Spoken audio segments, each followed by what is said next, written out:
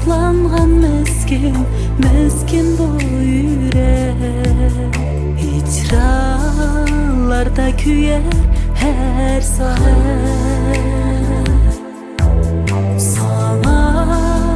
Sana bolgan söygü, söygü muhabbet. Yüreklerimde yanar tabet.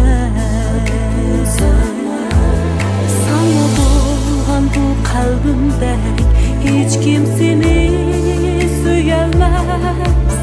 Sana köygen yüreğimi insan bilmez. Sana köydüm, seni söydüm bu otluk yüreğimde. Sana köydüm, seni söydüm bu otluk yüreğimde. Sana bolgan bu kalbimde hiç kimseni söylemez. Sana köygen yüreğimi insan bilmez. Sana köydüm, seni söydüm bu otluk yüreğimde. Sana köydüm, seni söydüm bu otluk yüreğimde.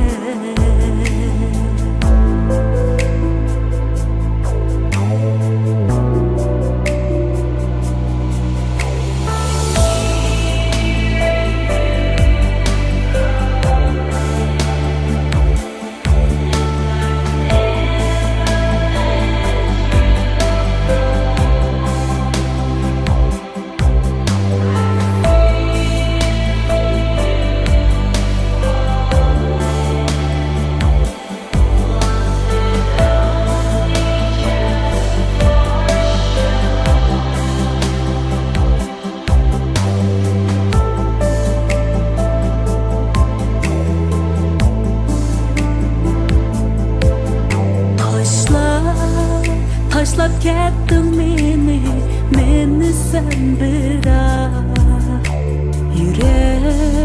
Yüreğimni kıynaydı bırak. Bilsen yarın her gün işunda.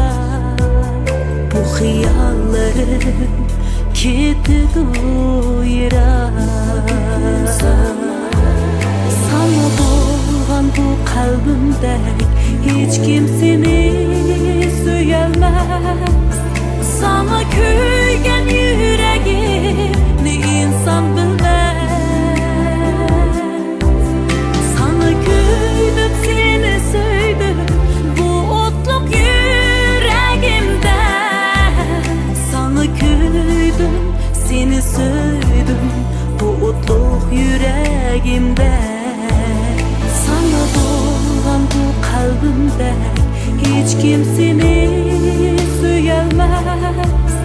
Sana köygen yüreğimi insan bilmez. Sana köydüm, seni söydüm bu otluk yüreğimde.